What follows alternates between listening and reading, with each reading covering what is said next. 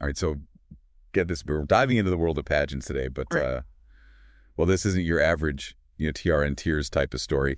Our listeners sent over this interview with Berkley Bryant. She's the reigning Miss Volunteer America, hmm and wow, this woman is anything but typical. Yeah, it's fascinating because with Berkeley, you see this really intriguing contrast. Like she's walking this line between the glitz and glamour of pageants and then this really deep commitment to service, especially with groups like the Salvation Army. It's not something you see every day, that's for sure. No, it's like she's juggling sparkle and soup kitchens and somehow making it look effortless.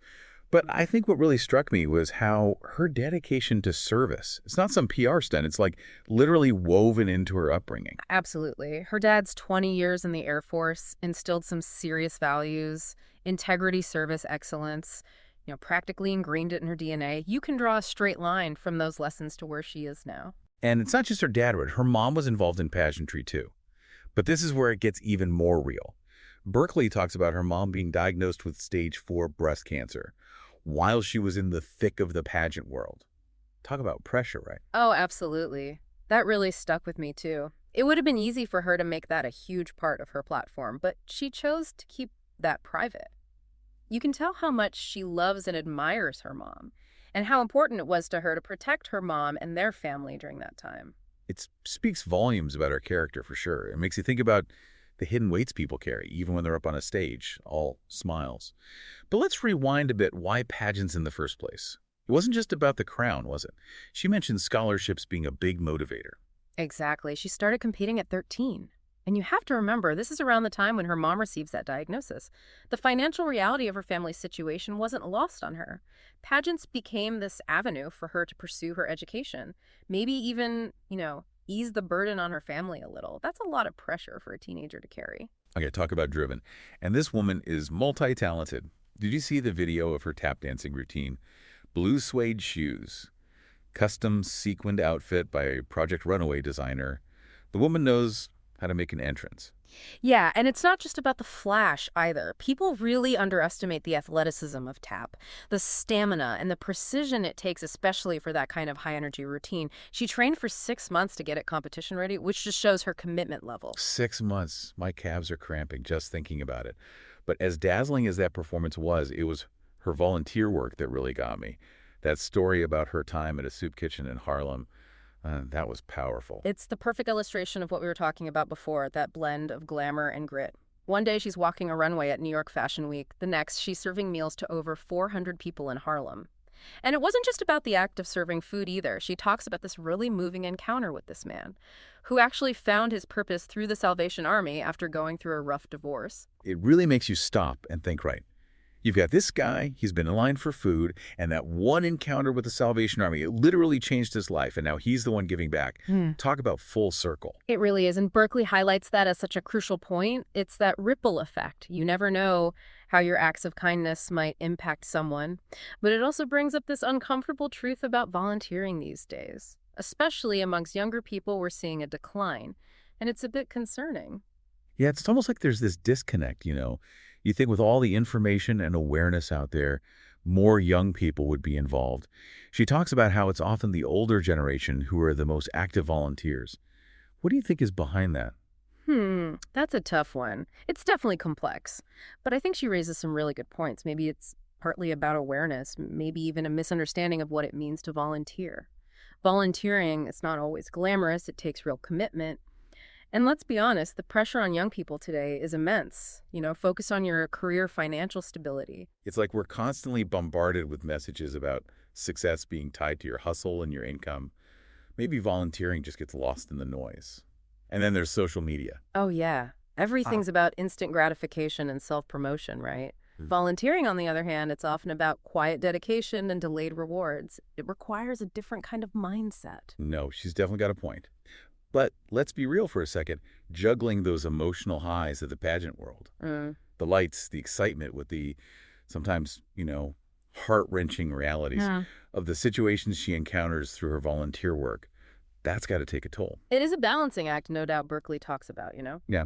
Learning to compartmentalize to be present in each moment. Whether she's connecting with someone who's really struggling or she's owning it on a fashion runway. It's like finding that inner strength to experience those emotions fully, but then letting them go and refocusing on what's in front of her. That's a whole other skill set.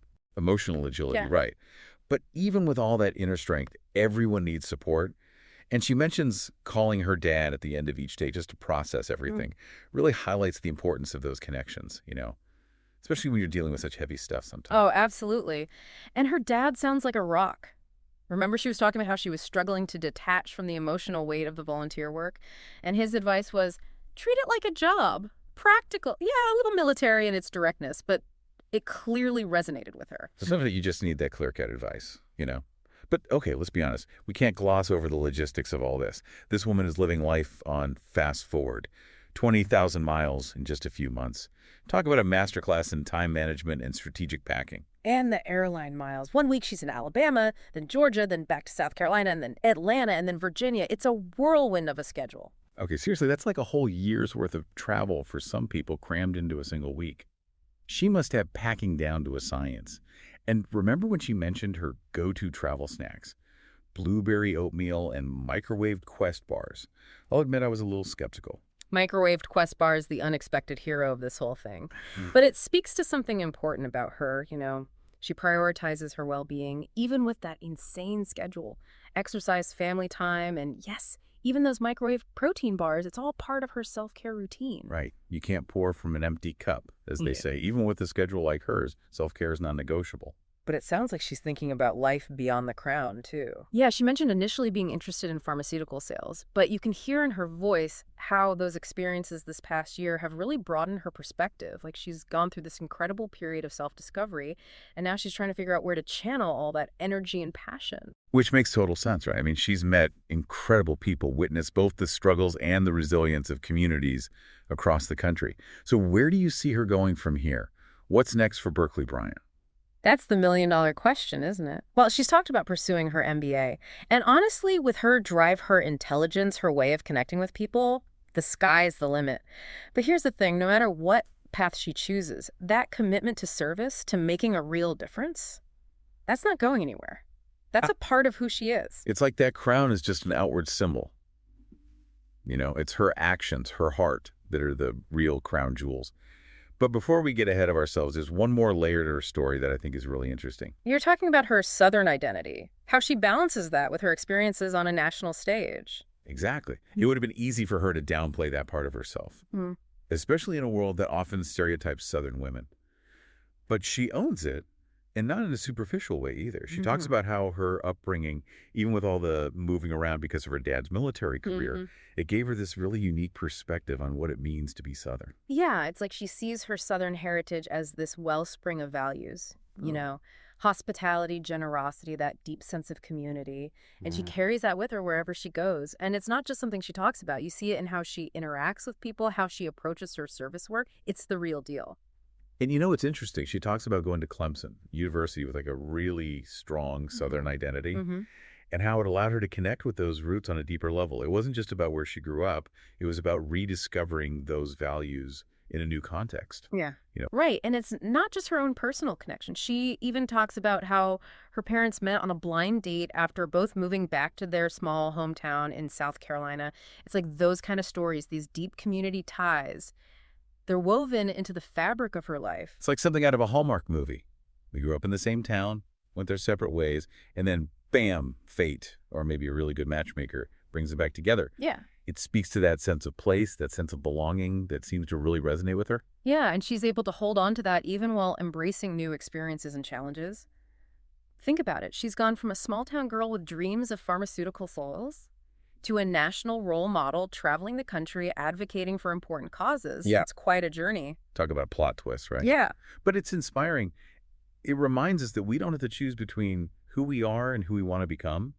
We can embrace all the layers, all the complexities, and use them to fuel our journey. She's a walking example of that, challenging stereotypes, pushing boundaries, and staying true to herself every step of the way.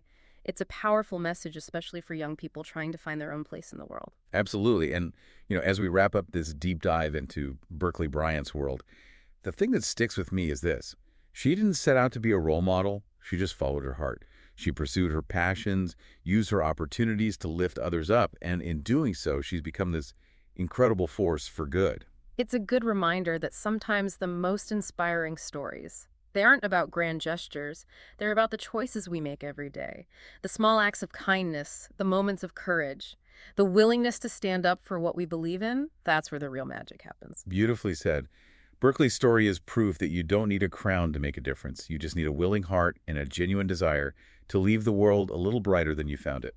This has been The Deep Dive, reminding you that true beauty lies in authenticity, compassion, and the courage to use your voice to make a difference.